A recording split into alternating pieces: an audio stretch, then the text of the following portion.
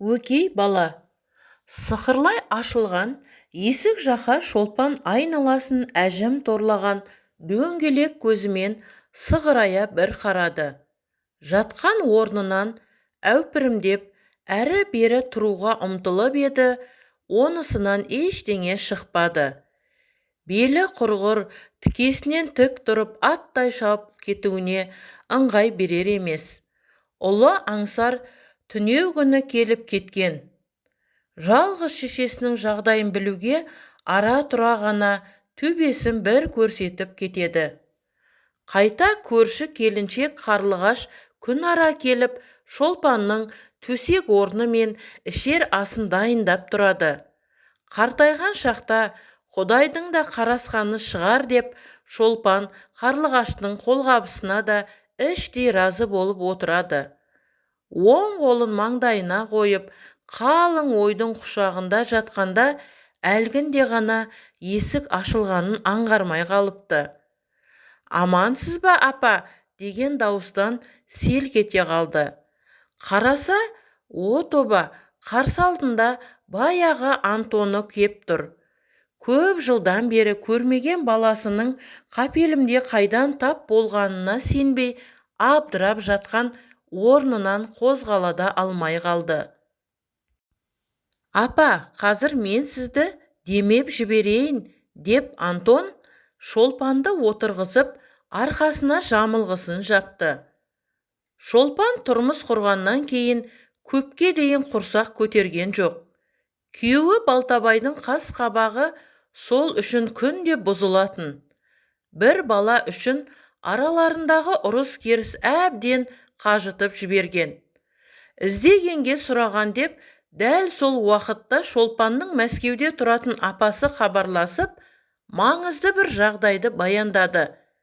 Қолындағы жалғыз ұлы Антонды сіңілісінің қолына беріп, өзі күйеуге тимек ойы бар екенін айтты. Ол кезде Антон небәрі 3 жаста ғана еді.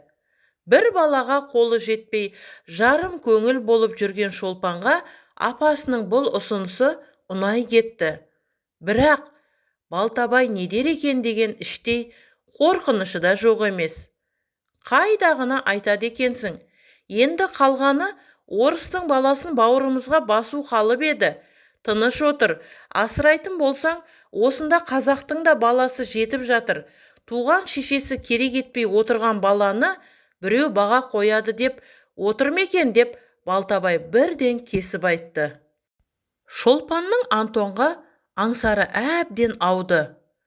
Көктен іздегенім жерден табылды деп отырғанда, күйеуінің қарсылығы қажытып жіберді. Ақыры Балтабайды дегеніне көндірді. Мәскеуден Антонды алдырды. Көк көзді, домалақ жүзді орыс баланы сол күннен бастап Шолпан өзіне жақын тартқан. Балтабай бала келген күннен бастап Шолпанға қатаң шарт қойды. Бала есейгенше қолда болады. Есін білген соң, бұл үйдің босағасынан көрмейтін болайын. Орыстан досың болды дегенше, қасыңда айбалдаң болсын деген. Қаны арам қасқырдың баласын баққанша, ит асырағаным дұрыс, деп Шолпанға дүрсе қоя берді. Арада көп уақыт өтпей, Шолпан аяғы ауыр екенін білді. Антонға балам деп еміренген соң, Құдай да қалағанын берген шығар. Әйтеуір сол кезде қуанышы қойнына сыймаған. Дүниеге аңсар атты балалары дүниеге келді. Арада жылдар өтті. Балтабайдың бел баласына деген көңілі ерекше болды да, асыранды Антонға қырын қарайды.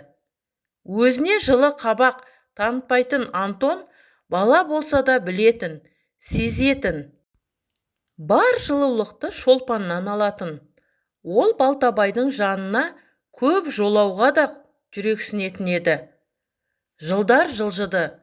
Антон 9 сыныпты бітірген жылы Балтабай Шолпанға Антонды бөлек жіберу керек дегенін айтты. Осы жерден жырақ алыстау қалаға оқуға жіберіп, көзден таса қылмаса, ол шаруамен өзі айналысатынын жеткізді. Күйеуінен қапелімде мұндай қылықты күтпеген Шолпан не дерінде, не істерінде білмей екіұдай күй кешті. Көз алдында көлбеңдеп өскен баланы алысқа оқуға жіберсе, Антонның мына қонысқа қайта орала қоймауы да мүмкін деп те ойлады. Балтабайдың бір айтса қайтпайтын қатқыл мінезін білетін Шолпан ақыры Антонды 9-шы сыныптан кейін оқуға түсіріп жіберді. Оның өкшесін басып келе жатқан Аңсар да артынша бірнеше жылдан соң мектеп бітіріп оқуға кетті. Дағарадай үйде екеуден екеу қалған Балтабай мен Шолпан бел баласы Аңсар мен асырап алған Антоннан кезек-кезек хабар алып уақыт өткізетін. Антон оқумен қатар жұмыс істеп жүргенін айтты. Ара-тұра үйіне ақша да салып тұрды. Ал Аңсар керісінше әке-шешесінің тапқан таянғанын түгесіп, одан қалды ішімдікке де әуестеніп алған еді. Балтабайдың Аңсар десе шығар жаны бөлектін. Шолпанға Аңсардың айтқанын істе деп алдына түсіп отырады. Аңсар үйленді, тойын дүркіретіп өткізді. Бірақ Аңсар ата-анасымен бір шаңырақ астында тұрмайтынын бірден кесіп айтты. Кейін Балтабай мен Шолпанға жас келіннің ата-енемен тұрмаймыз деп басын алып қашып отырғаны белгілі болды. Отау құрған бойы екеуін бөлек шығарып жіберді. Кішкентай немерелерін бір көру үшін Балтабай мен Шолпан Аңсардың үйіне арасында барып тұратын. Осындай сапардың бірінде екеуі жол апатына ұшырап, Балтабай апат болған жерде қаза тапты.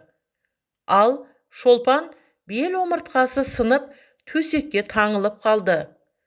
Әке-шешесінің көзі тірісінде ауылға ат ізін салмайтын Аңсар шешесі төсек тартқалы мүлдем келмейтін болды. Тек телефон соғып, жағдай білгендей болып тұрады. Шолпан туған ұлының осы қылығы үшін іштей налып, баяғы өзі баққан Антонды бекер қолдан шығарып алғанына қынжылатын. Балтабайдың айтқанын істемей, сол баланы қолыма алып қалғанда жағдайым әлде қайда жақсы болар ма еді деп те ойлап қояды.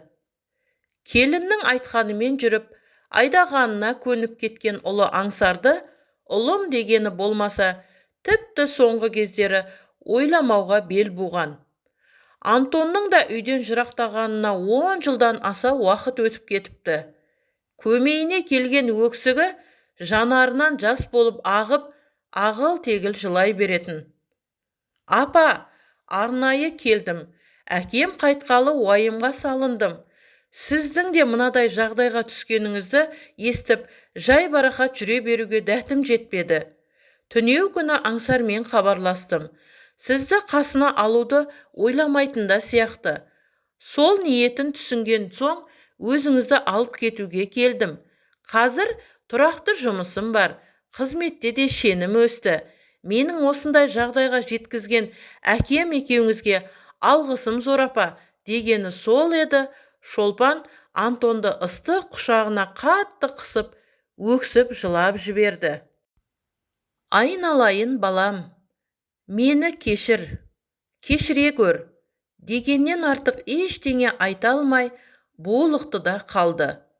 Апа, енді үйленіп шаңырақ көтеремін. Келінің үшеуміз бірге тұрамыз, немерелі боласыз.